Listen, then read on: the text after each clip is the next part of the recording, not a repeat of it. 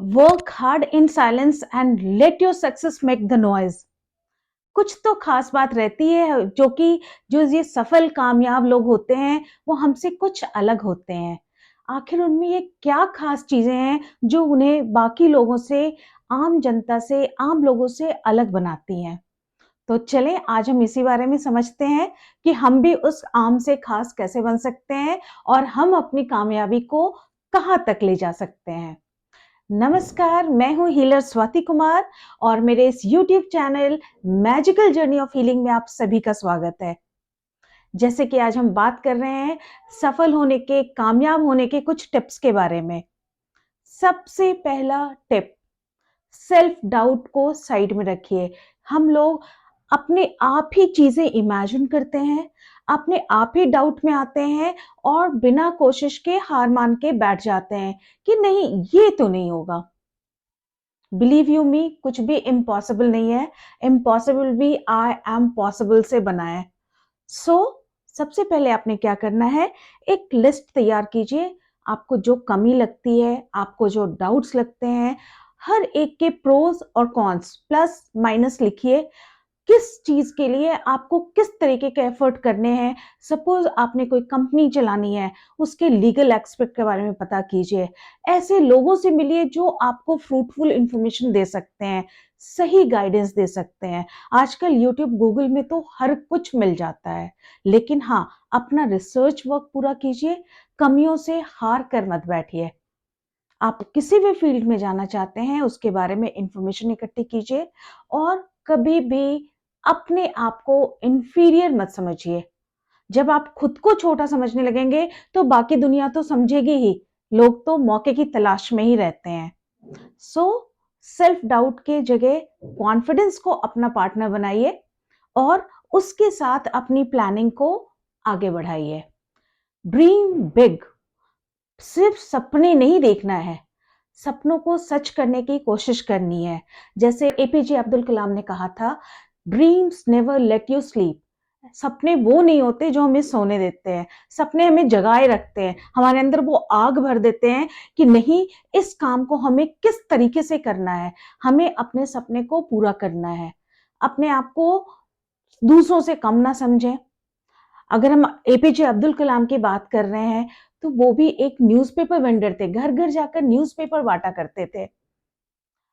South में के जो हीरो हैं, वो रजनीकांत, उनकी पूरी दुनिया मतलब उनके इतने गुणगान करती है, उनको इतना उनको प्रेज करती है, लेकिन वो भी एक बस कंडक्टर थे।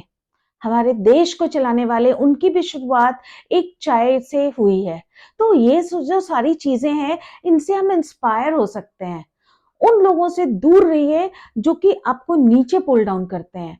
उन लोगों के पास जाइए जो कि आपको सही रास्ता बता सकते हैं, किसी भी तरीके से आपको किसी भी तरीके की गाइडेंस दे सकते हैं।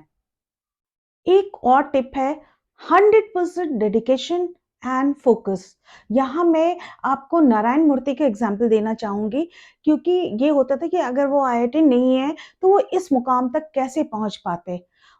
उन्होंने आईआईटी का एग्जाम क्लियर किया, बट पैसों की कमी से वो आईआईटी का जो कोर्स था वो नहीं कर पाए। लेकिन उन्होंने हिम्मत नहीं हारी। अपने हार्डवर्क से, अपने फोकस से, अपने डेडिकेशन से वो एक न एक रास्ता ढूंढते गए। और बाद में 1981 में ये हालत थी कि उन्होंने अपनी वाइफ सुधा मूर्ति से 10,000 रुपीज उधार लिए। 6 और लोगों के साथ मिलकर उन्होंने इन्फोसिस बनाया और फिर कहीं बाद में जाकर उन्होंने आईआईटी कानपुर से अपनी डिग्री ली। तो कोई भी चीज रोक नहीं सकती है जब तक आप खुद ना रुकना चाहें।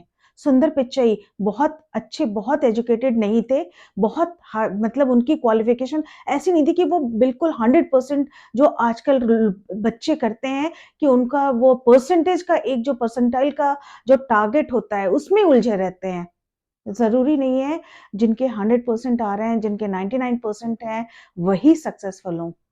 नॉर्मल, ये स्टडी से भी पता चला है कि नॉर्मल एवरेज जो स्टूडेंट होते हैं वो लाइफ में कहीं ज्यादा सक्सेसफुल होते हैं। सुंदर पिचाई भी इसी का एक एग्जाम्पल है।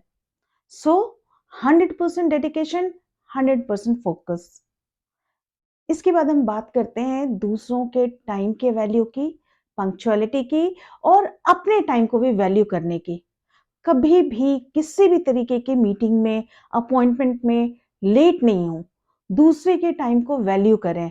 आज हमारे इंडियन स्टैंडर्ड टाइम का इतना मज़ाक इसलिए बनता है क्योंकि हम कहीं पे भी टाइम से नहीं पहुँचते हैं। आई एम सॉरी टू से, हम लोग इंडियन बहुत अच्छे हैं, लेकिन कई चीज़ों में हम ऐसा कर जाते हैं कि बस एक मज़ाक का पात्र बन जाते हैं। तो अब आईएसटी का, इंडियन स्टैंडर्ड टाइम का मतलब एक सार्कास्टिक वे में होता है। हमेशा अपने काम को प्लान करें। Punctuality is the key of success. हमेशा टाइम पर, आप एक रात पहले ही सारा कुछ प्लान करें, आपने क्या पहनना है। मेरी एक फ्रेंड है, शी इज़ अ हाउसवाइफ, लेकिन उसकी जो रात की तैयारी होती है अगले सुबह की, वो उसने मुझे काफ़ी इंस्पायर किया है। रात को ही उसके हस्बैंड के, उसके बच्चों के लंच बॉक्स, उसके स्पून्स, उसके water bottle, flask, everything is kept on the kitchen cabinet. वो सब कुछ रात में प्लान करके सोते हैं और सुबह उनका बहुत रिलैक्स रहता है। एक बहुत अच्छी हैबिट है जो हम अपने आस-पास से भी लोगों से सीख सकते हैं और ज़रूरत पड़े तो सिखा भी सकते हैं। अपने लैपटॉप को, अपने पर्स को, अपने बैग को, सब चीज़ों को सही तरीके से रखें। और जो सबसे ज़्यादा जिसमें सुबह आपका टाइम खराब होता है, अगर आप वर्किंग हैं तो चाबी। घर की चाबी, गाड़ी की चाबी हमेशा गुमती है। इन चीज़ों को रात में ही ध्यान से रख लें।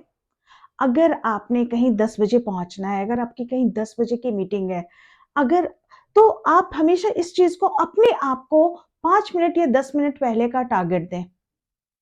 आप कभी भी डिले नहीं होंगे और जब आप दूसरों के टाइम की कदर करेंगे, तो ये आप, वो लोग भी आपके टाइम की कदर करेंगे ही और इस चीज़ की एप्रिसिएशन ज़रूर होती है। इसके बाद है हार्ड वर्क और स्मार्ट वर्क। कई लोग होते हैं पूरी ज़िंदगी काम करते हैं बट वो सक्सेस नहीं देख पाते हैं, लेकिन जो स्मार्ट लोग होते हैं, उन्हें पता है उनका डायरेक्शन कहाँ जाना चाहिए। स्मार्टली काम करना है, बहुत ज़्यादा काम नहीं करना है।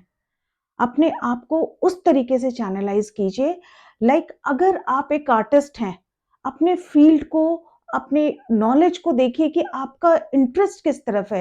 आपका जिस तरफ इंटरेस्ट होगा ना, आप वहीं सक्सेसफुल होंगे। एक आर्टिस्ट को अगर आप एचआर कंपनी में बिठा देंगे, कहीं न कहीं उसका मन उस चीज़ों से दूर रहेगा, वो उतना फ़ोकस नहीं रहेगा। अगर आप दूसरों को बहुत अच्छे से कन्विंस कर सकते हैं, तो आपको मार्केटिंग की जॉब में होना चाहिए। आपका काम टीचिंग में या फिर किसी ऐसे फील्ड में नहीं होना चाहिए जहां आप अपने पोटेंशियल को मैक्सिमम यूज नहीं कर पाते हैं। तो अपने आप को समझिए कि आपकी जो स्ट्रेंथ है वो क्या है, उसके ऊपर आप काम कीजिए। Grab the opportunity. अपॉर्चुनिटी अपने आप नहीं आएगी, आपको अपॉर्चुनिटीज लेनी पड़ती है, ऑफ कोर्स एक सही तरीके से। कहते हैं जब वो टाइड आती है तो अपने साथ अपने सारे बोट्स को भी ऊपर ले जाती है। जितने भी बोट्स उस वक्त लहर के साथ होते हैं, वो एक टाइड के साथ ऊपर जाते हैं। तो खुद को इतना स्ट्रांग बनाइए कि दूसरों से आगे बढ़ना है आपको और एक सही डायरेक्शन में बढ़ना है। Learning never stops. कभी भी सीखना मत छोड़िए। हर वक्त कुछ ना कुछ नया सीखना होता है, अपने कंपटीशन के लिए, अपने ग्रोथ के लिए। तो हमेशा नई चीज़ों को एक्सप्लोर कीजिए। जिस फील्ड में आप काम कर रहे हैं, उसकी लेटेस्ट इन्फॉर्मेशन आपके पास होनी चाहिए, चाहे वो न्यूज़ के ज़रिए हो, न्यूज़पेपर के ज़रिए हो या किसी भी और तरीके से हो। बट आपके पास लेटेस्ट इन्फॉर्मेशन ज़रूर होनी चाहिए, आप अपडेटेड होने चाहिए अपने फील्ड के बारे में। आजकल टेक्नोलॉजी, आप टेक्नोलॉजी से पीछे नहीं जा सकते हैं। लेटेस्ट टेक्नोलॉजी को सीखिए, अडॉप्ट कीजिए और सक्सेस के रास्ते पर आगे बढ़िए। Another one is one step ahead policy. जहां बाकी लोग सक्सेसफुल होने के बाद सोचना छोड़ देते हैं ना कि हाँ मैंने अचीव कर लिया, ऐसा नहीं करना है। उसके आगे का वन स्टेप सोचिए।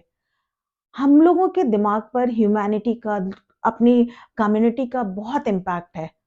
टाटा की नैनो जो कार है वो इसका एक एग्जाम्पल है।